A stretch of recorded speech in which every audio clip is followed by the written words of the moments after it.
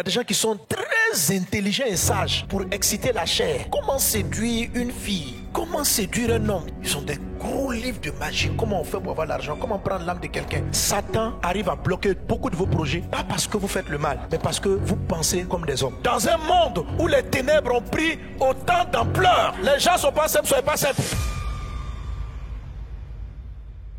Il est dit, mais si vous avez dans votre cœur un zèle amer et un esprit de dispute, ne vous glorifiez pas et ne mentez pas contre la vérité. Cette sagesse n'est point celle qui vient d'en haut, mais elle est terrestre, charnelle, diabolique. La sagesse d'en haut est premièrement pure, pacifique, modérée, conciliante. Alors le verset 15 nous révèle qu'il y a plusieurs sagesses. La sagesse terrestre n'est pas une mauvaise sagesse. Mais pour nous qui sommes les enfants de Dieu, pour toi, il y a une sagesse qui est supérieure que Dieu te destine.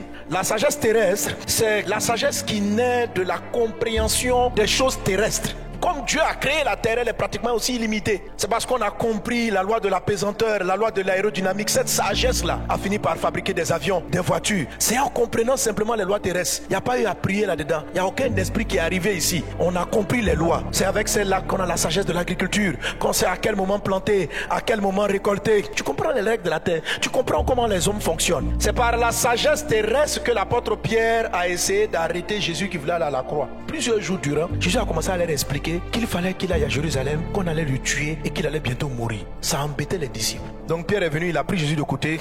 Il dit, toi-même tu as annoncé que c'est à moi de donner les clés, non? Bon, depuis un certain temps, ton langage a changé. Tu es en train de nous dire qu'on va te tuer. Les confessions attirent. C'est toi-même qui nous a appris. Il faut faire attention à ce qui sort de notre bouche. Pourquoi tu confesses ta mort? On peut dire une fois en passant, mais quand même. Pierre l'ayant pris à part, se mit à le reprendre. Ça peut pas être la volonté de Dieu.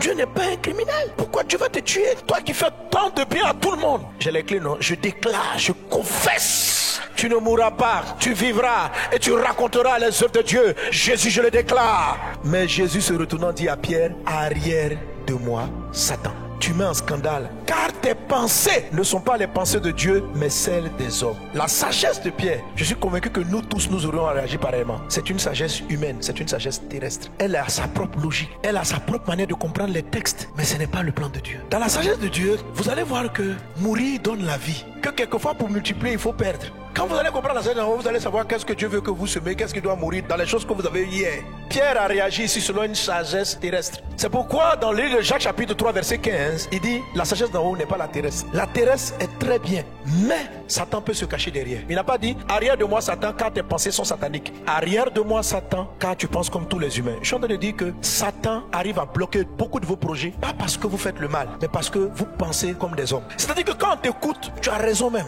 mais à la fin, ton entreprise meurt.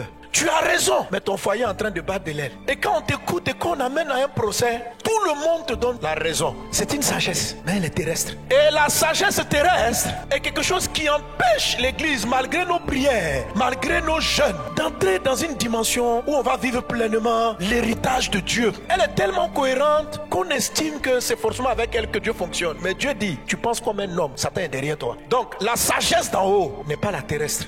Maintenant il dit, vous avez la sagesse qui est charnelle. Elle est déjà négative même, parce qu'elle est liée à la satisfaction des besoins charnels. Il y a des gens qui sont très intelligents et sages pour exciter la chair. Il y a des gens qui ont des plans charnels. Comment séduire une fille? Comment séduire un homme? C'est la sagesse qu'on prend pour nous garder liés au téléphone. À force de raisonner comment vendre, ils ont compris comment la chair de l'homme réagit. Et on a créé des systèmes pour attacher la chair. Ce n'est pas de la subtilité, c'est de la sagesse, mais elle est charnelle. Il dit après encore, elle n'est pas diabolique. Ça c'est la sagesse mystique. Ils ont des gros livres de magie. Comment on fait pour avoir l'argent? Comment prendre l'âme de quelqu'un? Comment vendre ceci? Tout ce avec quoi les sorciers travaillent, c'est de la sagesse. Ça respecte des lois. Comment ils enlèvent tes cheveux, ils prennent ton habit et puis de loin ils mettent ça sur une poupée et puis on te pique. C'est une science, mais une science diabolique. Détruis cela au nom de Jésus-Christ. C'est pareil, les gens vont consulter marabouts, féticheurs pour avoir le pouvoir. Et ils ont le pouvoir. C'est une sagesse. Elle a ses lois, elle a ses règles. La terrestre peut être vaincue par la charnelle. Et la charnelle peut être vaincue par la sagesse diabolique. Ces gens-là dominent. Parce que l'église n'est pas à la recherche de la sagesse d'en haut. Il faut la chercher. Les gens, ils ont un système de pensée.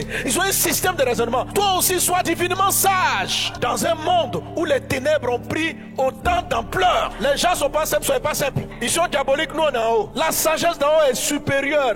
Elle écrase la diabolique, on dirait un amusement. La sagesse d'en haut domine la charnelle. La sagesse d'en haut domine la terrestre. C'est la sagesse du Christ. C'est la sagesse de Dieu. Est-ce que quelqu'un peut se lever et prier? Jésus, accorde-moi la sagesse d'en haut.